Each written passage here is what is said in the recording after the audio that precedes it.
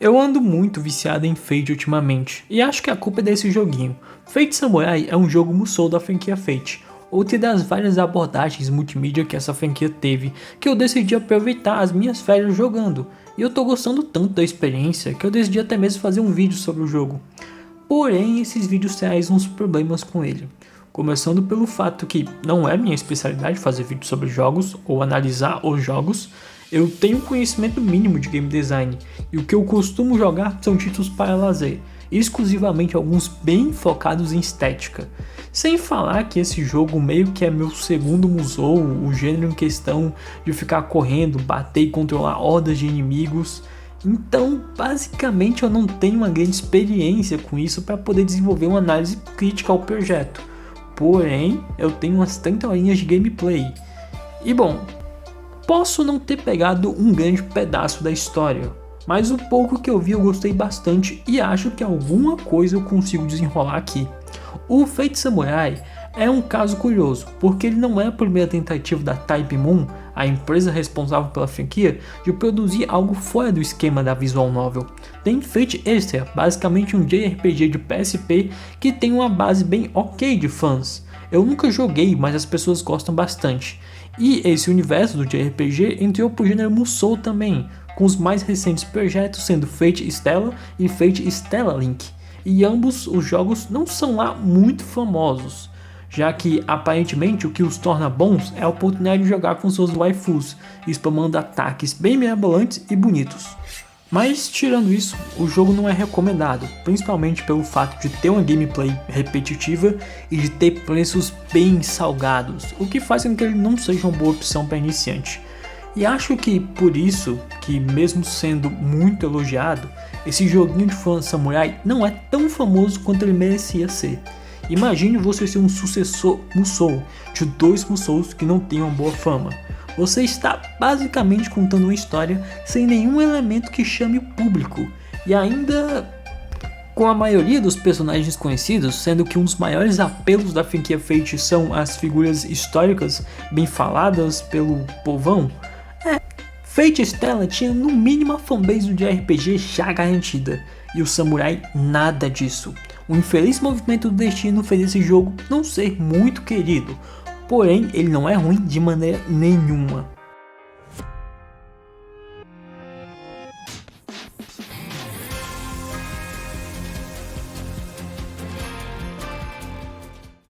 Fate Samurai Remnant conta a história de Miyamoto Iori, não só o último discípulo de Miyamoto Musashi, o samurai super fodão que está em muitas mídias por aí, como ele teoricamente também é uma figura histórica fodona, tanto que literalmente é um espírito heróico na franquia Fate pelo jogo Fate Go.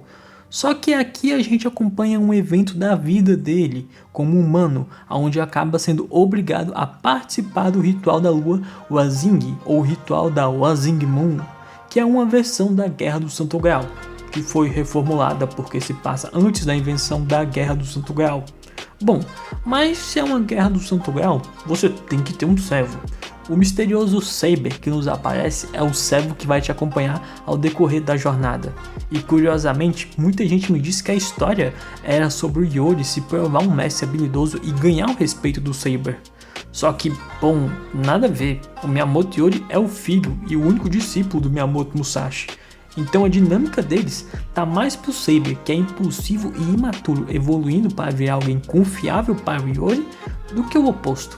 O Saber ele é mal educado, é babaca em muitos momentos, e como o Iori ele tem noção que está em uma guerra com figuras históricas poderosas e não sente que dominou o estilo de seu mestre, ele fica claramente muito puto com o servo que ele tem, deixando-o rapidamente ser amigável e cortando o Saber quando ele apresenta um mau comportamento. Nada de um romance filosófico entre você e o rei dos cavaleiros. Aqui você compra um jogo de ação e ganha um Mommy Simulator, onde você é a mãe. E só piora, porque quando os outros servos são apresentados, eles farmam tanta aura e parecem tão fodas, que eu admito, eu fiquei com muita inveja dos outros mestres. Mas esse é o mal de boas histórias que você goste. Ou não. O personagem babaca tem que ter um arco de redenção, porque isso é um conflito maneirinho pra narrativa, principalmente pelo que ocorre nessas 30 horinhas. O Yori faz ele ver a gente, jeito difícil, mas faz. E a gameplay? Bom, é o meu segundo Musou, mas eu gosto que não é totalmente só esmaga botão.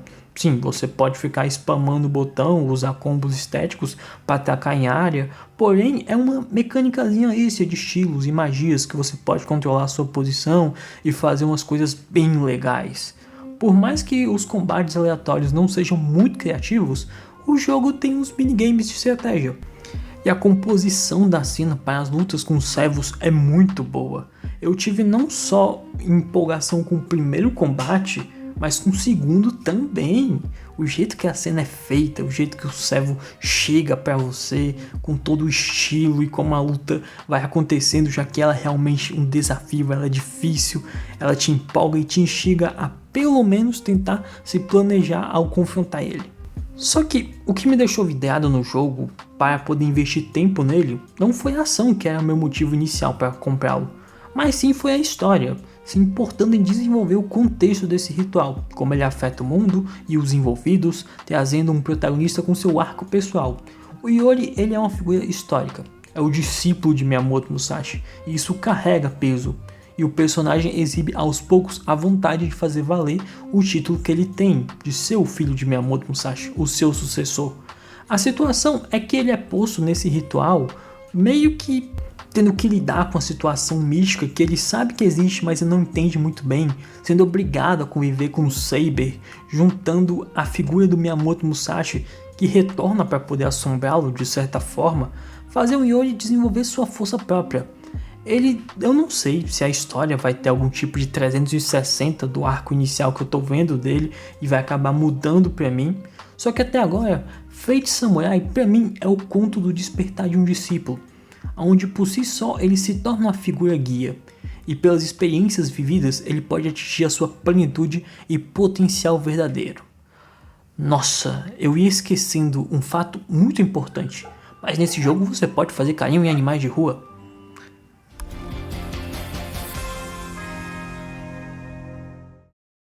E aí, meu bom, se ficou até aqui, manda um like, manda um comentário, que eu gosto muito de ler, se inscreve no canal, para você ter esses vídeos mirabolantes sempre que eu estiver lançando um.